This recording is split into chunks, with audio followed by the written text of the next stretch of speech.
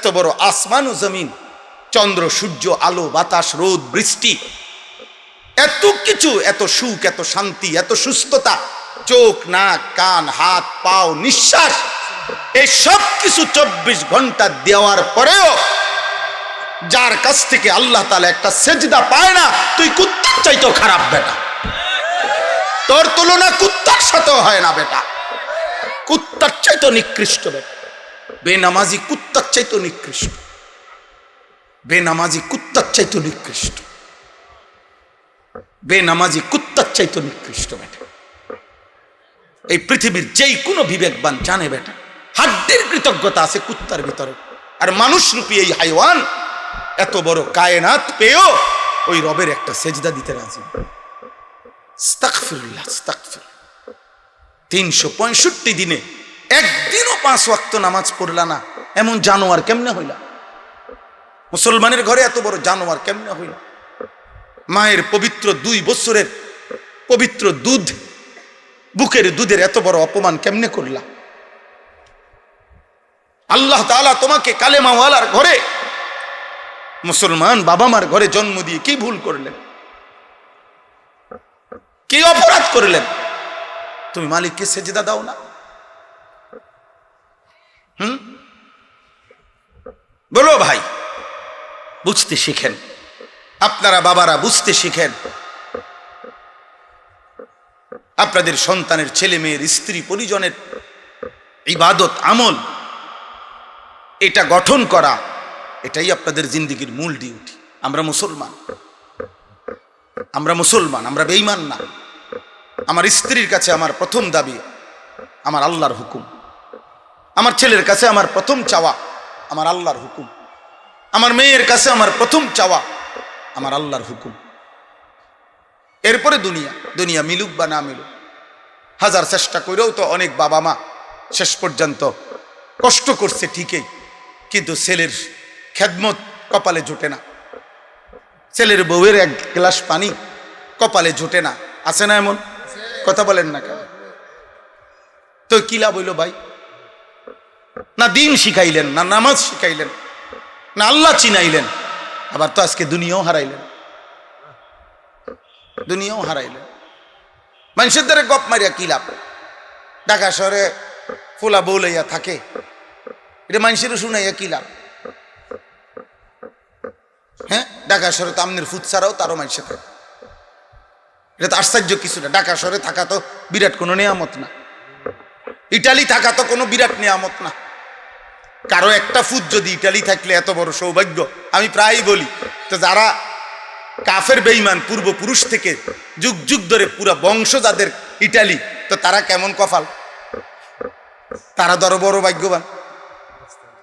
নাউজুবিল্লাহ, বোঝেন নাই কথাটা? আমেরিকা যদি থেকে বাংলাদেশ থেকে কারো ফুট যদি আমেরিকা গেলে এত ভাগ্য হয়, তো আমেরিকায় যারা জন্ম নিছে, হ্যাঁ তারা তো পুরাটাই ভাগ্য। এটা কথা হইল কোনো? এটা কোনো যুক্তি হইল? আল্লাহ আমাদেরকে হেফাজত করেন। ইজ্জত কিংবা সম্মান বাবা ছেলের আব্বা মনে রাখো, দুনিয়া ভোগ করিলে এটা সম্মান না। সম্পদ উপার্জন করতে পারা এটা সম্মান নয়।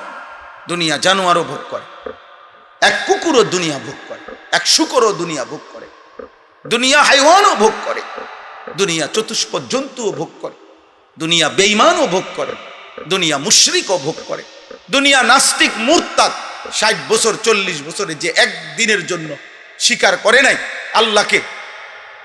এই পৃথিবীতে লক্ষ কোটি বেঈমান এমন আছে যারা আল্লাহ বলতে কিছু আছে মানে না, নাস্তিক বলে যাদেরকে, দেয়ার ইজ নো গড, ঈশ্বর বলতে কিছু নাই। আমি নিজ কানে শুনছি বেটা, ইউনিভার্সিটি পড়ুয়া, উচ্চ পড়ুয়া এমন 4টা ছেলের সাথে আমি একবার 1 ঘন্টা কথা বলছি। ওদের পরিষ্কার বক্তব্য, ওদের বাবা মা মুসলমান, ওদের পরিষ্কার বক্তব্য যে আল্লাহ বলতে, ঈশ্বর বলতে কিছু আছে, হুজুর আমরা এটা টোটাল বিশ্বাস করি না।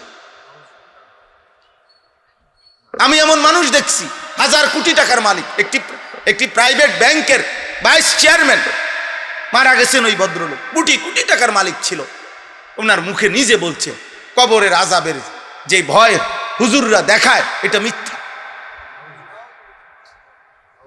এই বাংলাদেশে। তাহলে অতএব আব্বা, আল্লাহ তো তাকেও কোটি কোটি হাজার কোটি টাকা দিছে। দুনিয়া তো আল্লাহ তাআলা হাইওয়ান জানোয়ারকেও দেয়। বলো না ভাই, আমরা অল্প কয়েকজন মানুষ মাগরিবের নামাজ পড়ছি, আমাদের সূর্য ডুবে গেছে। তোমরা যারা নাফরমান, নামাজ পড়ো নাই, তোমাদের সূর্য ডুবে গেছে, হায়াত কারো বাকি নেই। ইমানদারের ঘন্টা ঠিক যা, বেঈমানের ঘন্টাও। কোরআনুল কারীমের মধ্যে আছে, আল্লাহ তাআলা যাকে চান, আল্লাহ নিজে বলছেন, আমি যাকে চাই আমি তাকে টেনে আমার দিকে নিয়ে আসি। আল্লাহু ইয়াজতাবি ইলাইহি মান ইয়াশা। মানুষের পরিবর্তন, আখিরাতমুখী জীবন, ঈমান আমলের জিন্দেগি, বিশ্বাস করেন এটা সম্পূর্ণ আল্লাহ তাআলার দয়া। এটা ভীষণ বড় দয়া। যাকে আল্লাহ পছন্দ করেন তাকে আল্লাহ ইবাদতের তৌফিক দেয়। ভাত মাছ পেশাব পায়খানা এগুলো আল্লাহ তাআলা গরু ছাগলরাও খাওয়ায়, কুকুর বিড়ালরাও খাওয়ায়, জন্তু জানোয়ার আমাদের চাইতেও বেশি খায়। ভাইয়া চশমাওয়ালা ভাই, এই যে ভাইয়া চলে গেলে ভালো হয় ভাই। জি ভাই, না না আমি যেটা বলছি এটাই কথা, আপনি যুক্তি দেখায়েন না। আপনার সাথে আমি এটা বুঝেই বলছি ভাই, আপনি এটা নামান এটা এমনি শুনেন, এটা বুঝে বলতেছি, আমি বলতেছি কি কারণ। এই জন্য আল্লাহ তাআলা যাকে পছন্দ করে তাকে আল্লাহ টেনে আনে নিজের দিকে টেনে আনে। ওয়াহদি ইলাইহি মান ইউনীব। এবং আল্লাহ বলেন, যে আমার দিকে একটু ঝুঁকে আসে আগ্রহ নিয়ে, আমি আল্লাহই তাকে তার চাইতে বেশি এগিয়ে হেদায়েত দিয়ে থাকি। অর্থাৎ বান্দা আসে যেটুক, আমি রহমত মাগফিরাত নিয়ে আসি তার চাইতে 1000 গুণ বেশি। তাহলে এই দুইটা জিনিস, কাউকে আল্লাহ সরাসরি টেনে নিয়ে আসে, একেবারে উল্টা পথে চলতেছে, একদম উল্টা, আল্লাহ তাকে ইচ্ছা করে একদম আল্লাহর দিকে টেনে নিয়ে আসে। ওমর রাদিয়াল্লাহু তাআলা আনহু যাচ্ছে একদম উল্টা, মানে নবী সাল্লাল্লাহু আলাইহি সাল্লামকে হত্যা করার জন্য হাতে তরবারি। বিষয়টা কেমন উল্টা, একেবারে উল্টা একটা মানুষ সম্পূর্ণ যদি নবী সাল্লাল্লাহু আলাইহি সাল্লামকে হত্যা করার উদ্দেশ্যে রওনা দেওয়া, এটা আসমানের নিচে জমিনের উপরে কল্পনা করেন এর চাইতে বড় পাপ কল্পনা করা যায়? যে আখিরি নবী সাল্লাল্লাহু আলাইহি সাল্লামকে হত্যা করতে চাচ্ছে, কিন্তু আল্লাহর ইচ্ছে হইছে, এই অবস্থাতেই আল্লাহ তাআলা ওনাকে হেদায়েত দিয়ে দিছে। উনি তো ওই দিনই কালেমা পড়ছে। তো এটা কার ইচ্ছা? একা আল্লাহর ইচ্ছা।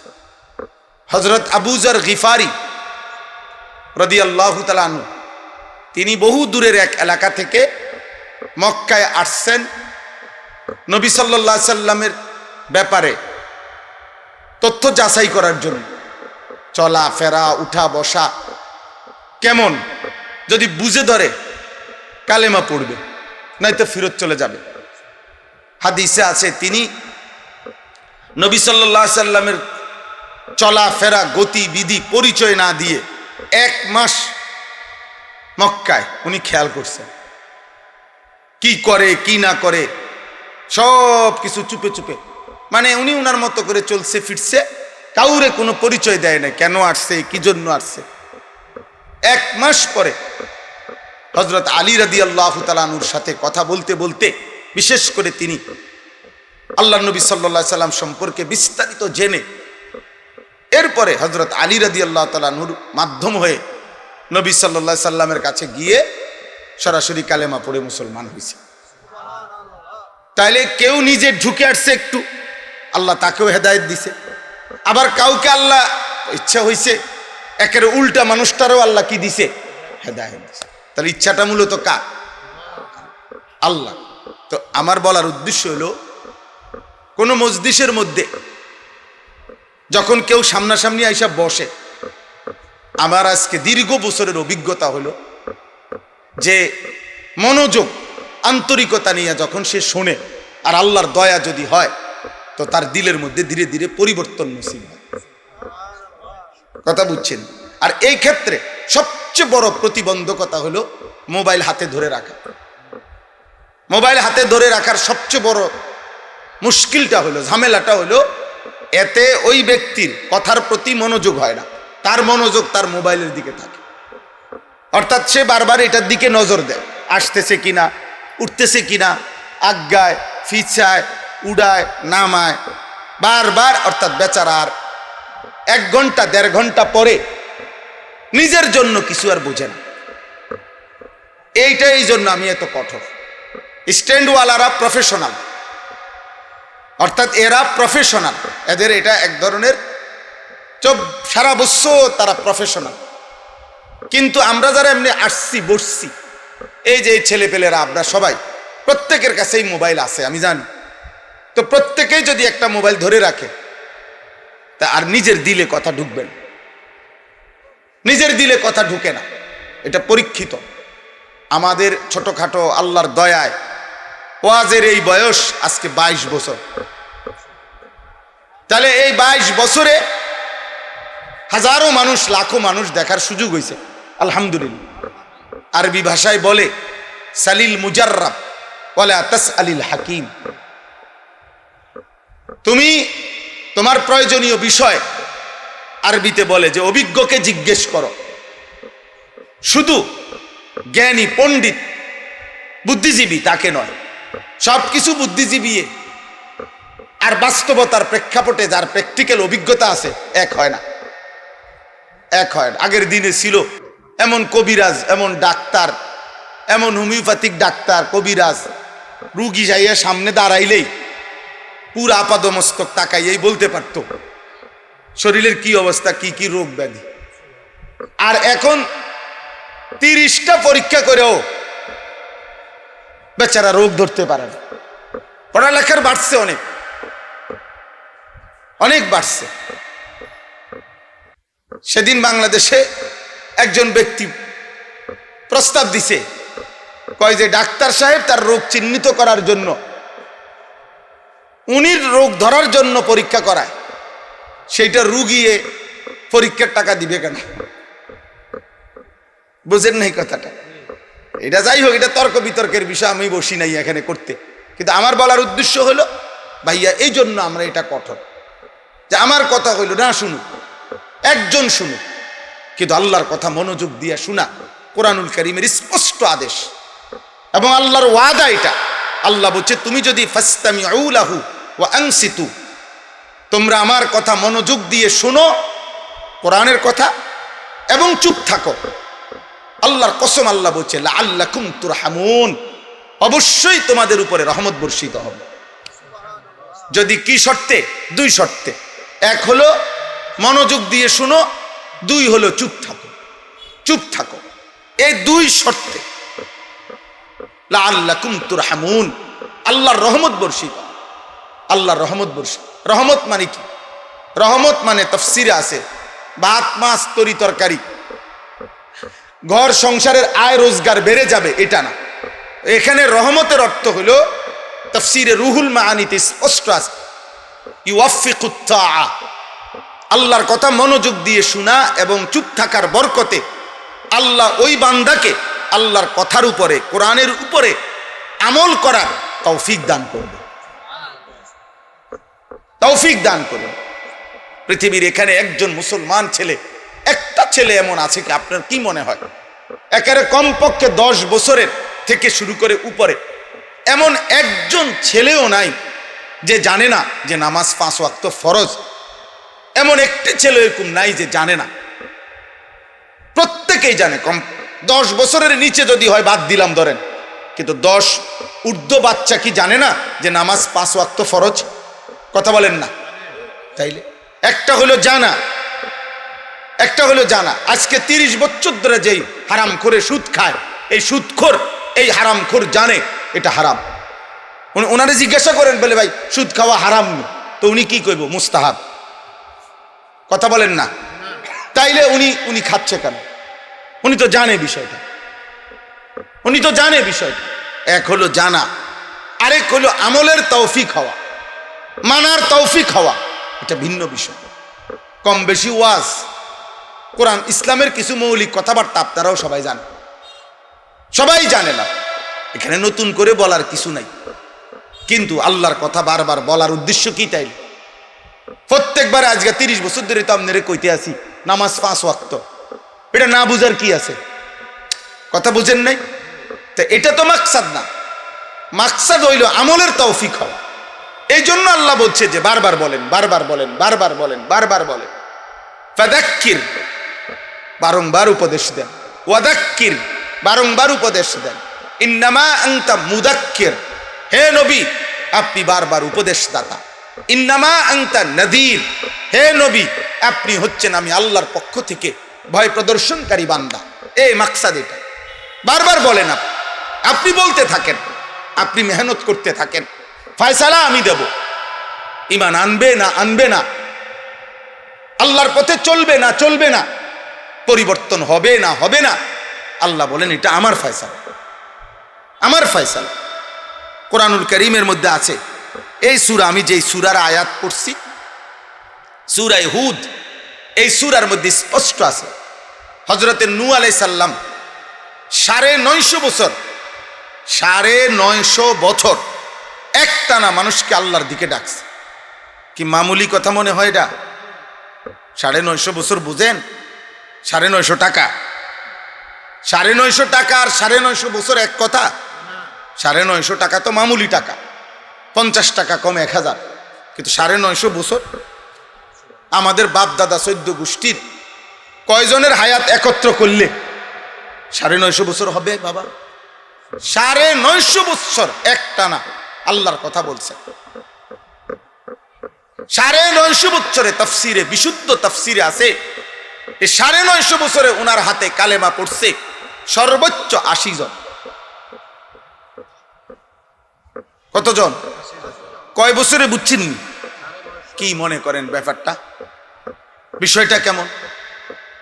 লাইলাম ওয়া নাহারা, কোরআনে আছে তিনি রাত্র দিন আল্লাহর দিকে ডাকছেন, 950 বছর ডাকছেন।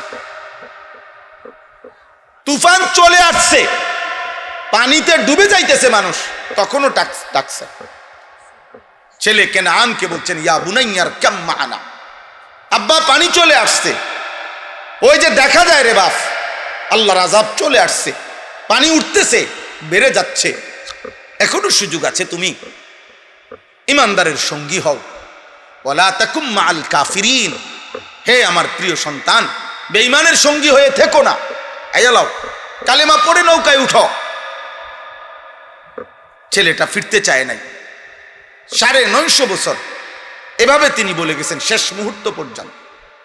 কিন্তু আমি যেটা বলতে চাই, সেখানে আছে কোরআনে, এই সূরাতে তিনি বলতেন, এই 950 বছরেও বলার পরেও তিনি বলতেন ওয়ালা ইয়ানফাউকুম নুসহি ইন আরাদতু আন আনসাহা লাকুম ইন কানা আল্লাহু ইউরিদু আন ইউগফিয়াকুম। তিনি বলতেন, হে আমার জাতি, 950 বছরও না, 9.5 লক্ষ বছরও যদি আমি তোমাদেরকে বলি, শুধু আমার বলার দ্বারা তোমাদের কোনো উপকারে আসবে না। যদি আল্লাহ তাআলা তোমাদের ব্যাপারে ভিন্ন ফয়সালা করে, আমি যদি ফয়সালা করি আমি চাচ্ছি ঈমান, আর আল্লাহ যদি সিদ্ধান্ত নেয় ঈমান দিবে না, আমি চাচ্ছি তোমাদের হেদায়েত, কিন্তু আল্লাহর সিদ্ধান্ত যদি হয় হেদায়েত দিবে না, আমি চাচ্ছি তোমাদের পরিবর্তন, আর আল্লাহর সিদ্ধান্ত যদি হয় পরিবর্তন করবে না, তাহলে আমার এই 950 বছর না, 9.5 লক্ষ বছরের বলার দ্বারাও কোনো লাভ হবে না। নবীগণ এভাবে বলতেন, এভাবে বলছেন বাপ। আমরা এই জন্য কোনোদিনও হতাশ হই না বাবা। তোমরা এই পরিমাণ ছেলে নামাজ পড়ো না, আমরা তো জানি, আমরা দেখি, কলিজায় আফসোস লাগে, হৃদয়ে ব্যথা লাগে, আহাজারি করি, কিন্তু হতাশ হই না, হতাশ হই না, বলতেই থাকি, বলতেই থাকি। ছোট বড় যেখানেই সুযোগ পাই আল্লাহর কথা বলার চেষ্টা করি, আল্লাহর কথা বলার চেষ্টা করি। কারণ কেউ যদি বলেও যে হুজুর ওয়াজ তো করেন আপনারা, কো মানুষের হেদায়েত কই, মানুষের মধ্যে আল্লাহর দিকে ফিরলো কই? হ্যাঁ না, আমার গুনছে কয়জন ফিরলো কয়জন ফিরে নাই, আমার গুনাহ, আমার দায়িত্ব না। মানে হিসাব করা কি না আমার জিম্মাদার, আমার জিম্মাদারি বলা। নবীজিকে বলছে ইন আলাইকা ইল্লাল বালাগ, বন্ধু আপনার দায়িত্ব শুধুই শতভাগ পৌঁছিয়ে দেওয়া। আপনি একটা অক্ষর বলা বাদ দিবেন না। আমি যা বলেছি বাল্লিগ মা উনজিলা ইলাইকা মির রাব্বিক, আপনি পুরো দিন বলবেন। 23 বছরে আপনাকে আমি যত কথা বলেছি একটা অক্ষর আপনি লুকাবেন না, একটা অক্ষর আমার আল্লাহর নামে বাড়তি বলবেন।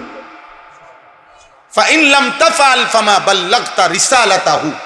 শোনো ভাইয়া, বাবাও শোনেন, আল্লাহর নবীকে আল্লাহ বলছে যদি একটি অক্ষর বলেন, না বলেন এক শব্দ, তো মনে রাখবেন আপনার রাসূল হিসাবে দায়িত্ব আদায় হয় নাই। ফামা বাল্লাগতা রিসালাতাহু, আপনার রাসূলের দায়িত্ব আদায় হয় নাই। এক শব্দ বাদ দিলেন কেন? এজন্য নবীজিকে লক্ষ্য করে এমনও কথা আছে কোরআনে যে নবী সাল্লাল্লাহু আলাইহি সাল্লাম এভাবে বললে এভাবে করা দরকার ছিল, কিন্তু তিনি এভাবে করেন নাই, আল্লাহ সংশোধন করে দিয়েছেন। সেই কথাটা আল্লাহ কোরআনে নাজিল করছেন। নবীজি এটা লুকান নাই যে এটা আমার ব্যক্তিগত বিষয়, এটা আমার একটা কথা কইছে তোমরা বুঝদা না। না না, আপনাকেও যা বলছি তাই বলেন। আবাসা ওয়া তাওয়াল্লা আন জাআহুল আ'মা ওয়া মা ইউদরিকা লাআল্লাহু ইয়াযাক্কা। একজন অন্ধ সাহাবীকে নবীজি একদিন আল্লাহর কথা বলতে জানতে চাইছে। উনি ওই মক্কার কাফেরদেরকে তখন ইসলামের দাওয়াত দিতেছিলেন, এ কারণে উনারে বলতে একটু দেরি করছেন। শুধু এটাই, আল্লাহ আসমান থেকে সূরা নাজিল করে জিবরাইলের মাধ্যমে জানাইছেন, বন্ধু এই কাজটা ঠিক হয় না, এটা ঠিক হয় নাই। ইমানদার অন্ধ হলেও ইমানদার দামি, বেঈমান পৃথিবীর সমস্ত ক্ষমতার মালিক হলেও বেঈমান তার চাইতে ইমানদার অন্ধ হোক, অসহায় হোক, দুর্বল হোক, ইমানদার দামি। আপনার তাকে গুরুত্ব দেওয়া, প্রাধান্য দেওয়া উচিত ছিল। কাল্লা ইন্নাহা তাযকিরা, সাবধান, আপনাকে উপদেশ দিলাম, নবীজিকে বলছি। তাহলে নবী সাল্লাল্লাহু আলাইহি সাল্লাম এই কথাটা কি করে নাই, আড়াল করে নাই, এটাও নাজিল আল্লাহর পক্ষ থেকে। এভাবে অসংখ্য আছে আয়াত। তাইলে ভাইয়া দিন স্পষ্ট, ইসলাম স্পষ্ট, আল্লাহর কথা পরিষ্কার, নবীর সুন্নাত পরিষ্কার, কারো কোনো ফ্যাঁস নাই এই পৃথিবীতে। 1450 বছরে মনে রাখবেন একটা মূলনীতি, যারা আমল করে, যারা মুত্তাকি, যারা বাস্তবিক জান্নাত পেতে চায়, যারা আল্লাহর পথে শতভাগ দায়িত্ব নিয়ে মহব্বতের সাথে চলতে চায়, খোদার কসম তাদের কোনো অসুবিধা হয় না চলতে। কিন্তু প্রত্যেক জায়গায় দেখবেন এ হুজুররা এই কইছে, হেমক হুজুর একটা কয়, আমরা কোন দিকে যাবো, এই জাতীয় যত কথা বলে আপনি দেখবেন, খেয়াল করিলে ওই মূলত বেআমল বদ আমলওয়ালা লোক, তার কাছেই যত সব ফ্যাসকোস। কিন্তু সত্যিকার আল্লাহর পথে যে চলতেছে তার কোনোখানে কোনো অসুবিধা হয়, বুঝছেন? ওই সাদুয়ারে বইয়া বিড়ি খাইতে খাইতে এবারটা কয়, আরে হুজুরাই দেশটার মধ্যে একটা ফ্যাঁস লাগাই রাখছে। এক এক হুজুর এক এক কথা কয়, মানে আমাগো ফ্যাঁসের কারণে উনি আজকে 40 বছর বিড়ি খায়। বুঝেন নাই কথা? আমরার ফ্যাঁসে পইরা, আমরার হুজুরের ফ্যাঁসে উনি বিড়ি খায়, আমরার ফ্যাঁসে পইরা আজকে 40 বছর উনি সুদ খায়। উনি কিস্তি নেয় আমগো ফ্যাঁসে, আমাগো ফ্যাঁসে নিয়ে আপনি সুদ খান, আমরা নিয়ে আপনারা ফ্যাঁসে ফেলাইলাম। বুঝেন নাই কথাটা? আমাগো ফ্যাঁসে পইরা নিয়ে আপনি সাদওয়ানে টেলিভিশন দেখেন, নর্তকী দেখেন, নাটক সিনেমা দেখেন, আমাগো ফ্যাঁসে পইরা। মানে আমরা ফ্যাঁস লাগাই রাখছি যে আমরা এক হুজুরে কইছি বেডির নাচ সাউন্ড যাইব, আরেক হুজুরে বলছি সাউন্ড যাইতো না, এরকম কথা বলেন না। সব সময় এটা মনে রাখবেন, কোরআনে আল্লাহর ওয়াদা আছে, ইন তাত্তাকুল্লাহ। ওই ছেলে, এই বেটা, তুমি দেখলে না ওই ভাইকে বললাম, তুমি মোবাইল উঠাইলা কেন বেয়াদব? তোমারে বললাম তুমি চলে যাও ভাই, আবার আরেকজনের পিছনে মাথা নোয়াইলে লাভ হইব কি? আমি দেখছি তোমারে। জি বাপ, আল্লাহ কোরআনে কারিমে বলছেন ইন তাত্তাকুল্লাহ ইয়াজআল লাকুম ফুরকানা। আশ্চর্য আয়াত এটা। আল্লাহ বলেন তুমি সিদ্ধান্ত দাও আমার পথে চলবা, তুমি আল বান্দা ফয়সালা দাও তুমি গুনাহ ছাড়বা, তুমি নেক আমল করবা, যদি সিদ্ধান্ত এটা দিতে পারো, তুমি যদি চলতে চাও, আমি আল্লাহ ওয়াদা দিলাম ইয়াজআল লাকুম ফুরকানা, মৃত্যু পর্যন্ত চলার পথে কোনটা হালাল কোনটা হারাম, কোনটা জায়েজ কোনটা নাজায়েজ, কোনটা উচিত কোনটা অনুচিত, লক্ষ কথার ভিতরে তোমার জন্য কোনটা সঠিক, আমি এরকম বুঝার মতো ফুরকান, পার্থক্যকারী একটি শক্তি তোমার কলিজার ভিতরে আলো, এমন একটি থার্মোমিটার আমি তোমার দিলে দিয়ে দেব। তো কোরআন শরীফের আয়াত, ইন তাত্তাকুল্লাহ ইয়াজআল লাকুম ফুরকানা। তুমি আগে বলো গুনাহ ছাড়বা কিনা, তুমি নাফরমানি ছেড়ে দিবা কিনা, সেটা আগে বলো। তুমি হারামের মধ্যে থাইকা বুঝতে চাইলে তো লাভ হইতো না। কথা বোঝেন নাই আপনি? আপনি সুদের মধ্যে থাইকা এবারে হুজুর বা পরিচিত কাউরে সান না জোড়া তালি দিয়ে এটার কোনো বাইলকরণ যায়নি, তাইলে তো আপনি তো হারামের উপরে গুনার উপরে কি চাচ্ছেন, দলিল চাইতেছেন, নাফরমানির উপরে কৌশল করছেন, তাহলে তো পরিবর্তন আসবে না বাবা। এই জন্য ছেলেরা ভাই তোমাদেরকে বলি, ভাই নষ্ট হয়ে গেলে তো নষ্টই হলেন। আমরা তো আফসুস করি, প্রতিদিন আফসুস করি, আফসুস করি।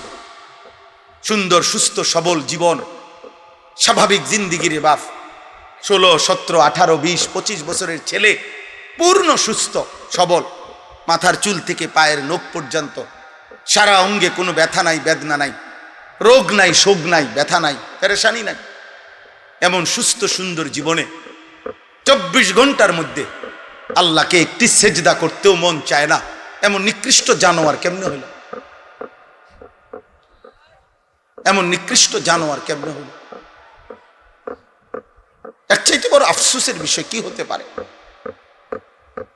আপনারা যে কোনো বিবেকবান মানুষ বুঝবেন, ছেলেরা বাবা তোমরাও বলো, পৃথিবীর যে কোনো মানুষ জানে কৃতজ্ঞ একটি প্রাণী এই পৃথিবীতে, যদি চতুষ্পদ প্রাণীর মধ্যে কৃতজ্ঞ প্রাণীর উদাহরণ দিতে হয়, কুত্তার উদাহরণ দেওয়া হবে।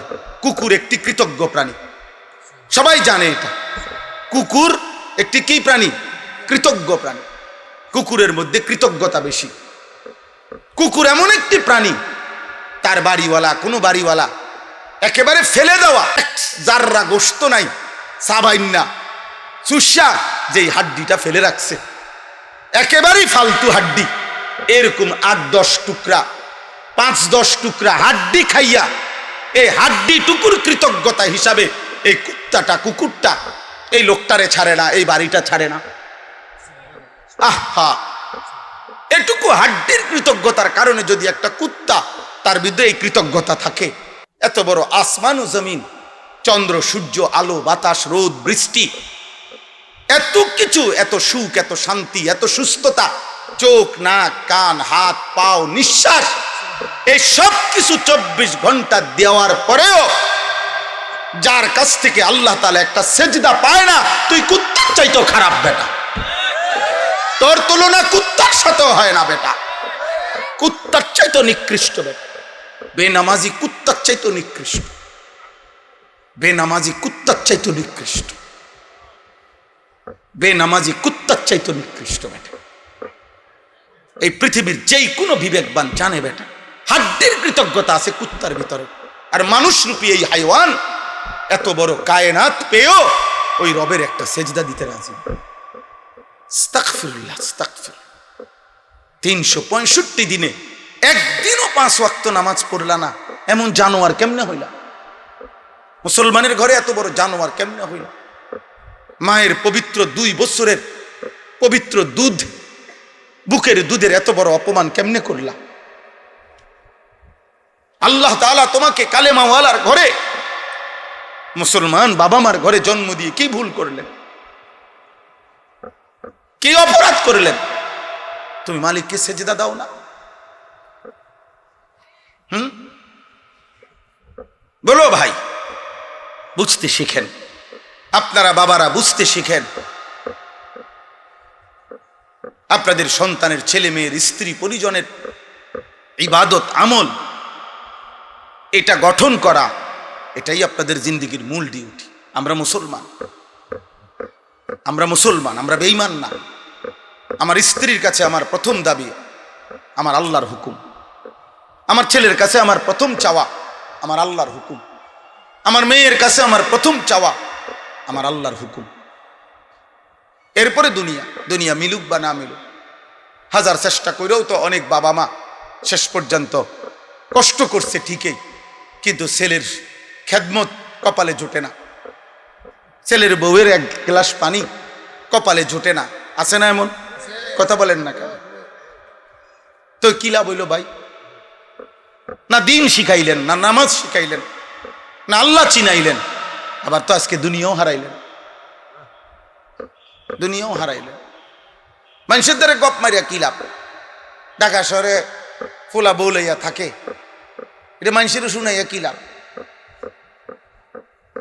হ্যাঁ, ঢাকা শহরে তো আমনের ফুট ছাড়াও তারও মানুষের থাকে, এটা তো আশ্চর্য কিছু না। ঢাকা শহরে থাকা তো বিরাট কোনো নিয়ামত না, ইটালি থাকা তো কোনো বিরাট নিয়ামত না। কারো একটা ফুট যদি ইটালি থাকলে এত বড় সৌভাগ্য। আমি প্রায়ই বলি, তো যারা কাফের বেঈমান পূর্বপুরুষ থেকে যুগ যুগ ধরে পুরা বংশ যাদের ইটালি, তো তারা কেমন কপাল, তারা ধরো বড় ভাগ্যবান। নাউজুবিল্লাহ, বোঝেন নাই কথাটা? আমেরিকা যদি থেকে বাংলাদেশ থেকে কারো ফুট যদি আমেরিকা গেলে এত ভাগ্য হয়, তো আমেরিকায় যারা জন্ম নিছে, হ্যাঁ তারা তো পুরাটাই ভাগ্য। এটা কথা হইল কোনো? এটা কোনো যুক্তি হইল? আল্লাহ আমাদেরকে হেফাজত করেন। ইজ্জত কিংবা সম্মান বাবা ছেলের আব্বা মনে রাখো, দুনিয়া ভোগ করিলে এটা সম্মান না। সম্পদ উপার্জন করতে পারা এটা সম্মান নয়। দুনিয়া জানোয়ারও ভোগ করে, এক কুকুরও দুনিয়া ভোগ করে, এক শুকরও দুনিয়া ভোগ করে, দুনিয়া হাইওয়ানও ভোগ করে, দুনিয়া চতুষ্পদ জন্তুও ভোগ করে, দুনিয়া বেঈমানও ভোগ করে, দুনিয়া মুশরিকও ভোগ করে, দুনিয়া নাস্তিক মুরতাদ 60 বছর 40 বছরে যে একদিনের জন্য স্বীকার করে নাই আল্লাহকে। এই পৃথিবীতে লক্ষ কোটি বেঈমান এমন আছে যারা আল্লাহ বলতে কিছু আছে মানে না, নাস্তিক বলে যাদেরকে, দেয়ার ইজ নো গড, ঈশ্বর বলতে কিছু নাই। আমি নিজ কানে শুনছি, ইউনিভার্সিটি পড়ুয়া, উচ্চ পড়ুয়া এমন 4টা ছেলের সাথে আমি একবার 1 ঘন্টা কথা বলছি। ওদের পরিষ্কার বক্তব্য, ওদের বাবা মা মুসলমান, ওদের পরিষ্কার বক্তব্য যে আল্লাহ বলতে, ঈশ্বর বলতে কিছু আছে, হুজুর আমরা এটা টোটাল বিশ্বাস করি না। আমি এমন মানুষ দেখছি হাজার কোটি টাকার মালিক, একটি প্রাইভেট ব্যাংকের ভাইস চেয়ারম্যান, মারা গেছেন ওই ভদ্রলোক, কোটি কোটি টাকার মালিক ছিল। ওনার মুখে নিজে বলছে কবরের আযাবের যে ভয় হুজুররা দেখায় এটা মিথ্যা। এই বাংলাদেশে তাহলে অতএব আব্বা আল্লাহ তো তাকেও কোটি কোটি হাজার কোটি টাকা দিছে। দুনিয়া তো আল্লাহ তাআলা হাইওয়ান জানোয়ারকেও দেয়। বলো না ভাই, আমরা অল্প কয়েকজন মানুষ মাগরিবের নামাজ পড়ছি, আমাদের সূর্য ডুবে গেছে। তোমরা যারা নাফরমান নামাজ পড়ো নাই, তোমাদের সূর্য ডুবে গেছে, হায়াত কারো বাকি নেই। ইমানদারের ঘন্টা ঠিক যা, বেঈমানের ঘন্টাও তা। সবার টাইম একসাথেই চলতেছে, কেউ আগেও নাই, কেউ পিছেও নাই, কেউ পিছেও নাই। এখন 7টা 47 বাজে। সমস্ত ইমানদার নামাজ যারা পড়ছে মাগরিব, তাদেরও বাজে এটাই, বেঈমানেরও এটাই বাজে। হ্যাঁ, আমরা যদি মঙ্গলবার, তো নাফরমানের এখন বুধবার না, ওটা আগায় গেছে একদিন। তাইলে বলো না ভাইয়া, বলেন না বাপ। শুধু দুনিয়া চাইলে হবে না, আমরা মুমিন। এই পৃথিবীতে 4টা শ্রেণী এই আয়াতের আলোকে আমি বলতেছি। আমি আয়াতের তর্জমা শোনাচ্ছি। কোরআনুল কারীমের 12 নম্বর পারা, কোরআনুল কারীমের 11 নম্বর সূরা, সূরা হুদ। এই সূরার 2টি আয়াত 15, 16 আমি তেলাওয়াত করছি মূলত। এটাই আমি এখন বুঝায় বলতেছি, এটা বললেই আমার কথা শেষ। এই পৃথিবীতে প্রসিদ্ধ 2টা ধর্ম, একটা হলো ইহুদি, একটা হলো খ্রিস্টান। যারা নিজেরা দাবি করে এবং বাস্তবতাও এটা যে তাদের পূর্বপুরুষের কাছে নবী প্রেরিত হয়েছে, ইয়াহুদীদের কাছে মুসা আলাইহিস সালাম এবং তার পরবর্তী অগণিত নবী তাদের কাছে আসছে। খ্রিস্টান যারা, ঈসা আলাইহিস সালাম তাদের নবী ছিলেন। তো আল্লাহ তাআলা মুসা আলাইহিস সালামের এই ইয়াহুদীদেরকেও আসমানি কিতাব তাওরাত দান করছেন। আবার খ্রিস্টান যারা ঈসা নবীর কাছেও আসমানি কিতাব ইনজিল দান করেছিলেন। এবং এই দুই নবী মানে বর্তমান পৃথিবীতে সংখ্যাগরিষ্ঠ বিধর্মী, ইসলামের বাহিরে যারা, তাদের মধ্যে সংখ্যাগরিষ্ঠ হলো খ্রিস্টান, যারা ঈসা নবীর অনুসারী দাবি করে, ইনজিল কিতাবের অনুসারী। তো এই খ্রিস্টানরা তাদের নবী ঈসা আলাইহিস সালাম এবং তাদের কিতাব ইনজিল, এতে স্পষ্টভাবে তাদের নবীও বলছে, কিতাবও বলছে যে শেষ জামানায় আখিরি নবী আসবে। ও মুবাশশিরাম মিন বাদ ইসমুহু আহমদ। ঈসা নবী আমাদের নবী সাল্লাল্লাহু আলাইহি সাল্লামের সুসংবাদ দিয়ে গেছে এবং বলেছে, আমার অনুসারীরা যখনই তোমরা তাকে পাবে, তোমরা তার অনুসরণ আনুগত্য করবে। ইনজিল কিতাবে স্পষ্ট নবী সাল্লাল্লাহু আলাইহি সাল্লামের বিস্তারিত আলোচনা ছিল। হ্যাঁ, আল্লাযী ইয়াজিদুনাহু মাকতুবান ইনদাহুম ফিত তাওরাতি ওয়াল ইনজিল। কোরআনে আল্লাহ বলছে, ইহুদি এবং খ্রিস্টানদের কাছে যে দুইটা কিতাব ছিল, তাওরাত এবং ইনজিল, আমি আমার বন্ধুর আলোচনা, শারীরিক গঠন, আমার বন্ধুর চেহারা, আচরণ, তার পছন্দ অপছন্দ, এই সব কিছু আমি আল্লাহ তাওরাতেও বলছি, ইনজিলেও বলছি। মুসা নবীর জবান দিয়েও বলাইছি, ঈসা নবীর জবান দিয়েও বলাইছি। কিন্তু দুর্ভাগ্যের বিষয় হলো, মুসা নবীও বলেছে শেষ জামানার নবী মুহাম্মদকে তোমরা মেনে নিবে, ঈসা নবীও বলছে, কিন্তু স্বার্থের টানাপোড়েনে নবী সাল্লাল্লাহু আলাইহি সাল্লামকে শতভাগ চিনবার পরেও তারা ঈমান আনে নাই। ইয়ারিফুনাহু কামা ইয়ারিফুনা আবনাআহুম, কোরআন শরীফে আছে। আল্লাহ বলছে, এই ইহুদি খ্রিস্টান বেঈমানরা আমার বন্ধুকে, নবীকে, আখিরি নবী সাল্লাল্লাহু আলাইহি সাল্লামকে এভাবে চিনতো, বুঝছে, এভাবে চিনছে। লক্ষ মানুষের মাঝখানে কোনো মানুষ তার নিজের সন্তানকে যেভাবে চিনে, একটা মাঠে যদি 10 লাখ মানুষও হয়, 10 লাখ রকমেরও হয়, আমার ফুৎকেডা আমি তো চিনি, আমার সালমান আমার ছেলের নাম, তা আমি তো তারে চিনবো না? আল্লাহ এইভাবে বলছে, মানুষ যেমন তার পুতেরে চিনে, এরকম ভাবে নবীকে তারা চিনছে, কিন্তু কি করে নাই? ঈমান আনে নাই। তো এই মানুষগুলো, নবী সাল্লাল্লাহু আলাইহি সাল্লাম বলছেন যে আজ যদি মুসা বেঁচে থাকতো, ঈসা বেঁচে থাকতো, তাহলে তারা অবশ্যই আমার আনুগত্য করত। নবীজি বলছেন, কোন ইহুদি এবং কোন খ্রিস্টান সে যদি আমার নাম শোনার পর, আমার দ্বীনের দাওয়াত শুনবার পরেও আমার উপরে ঈমান না আনে, তো নিশ্চিত তারা যেন জেনে নেয় যে তাদের ঠিকানা জাহান্নাম। নাউজুবিল্লাহ।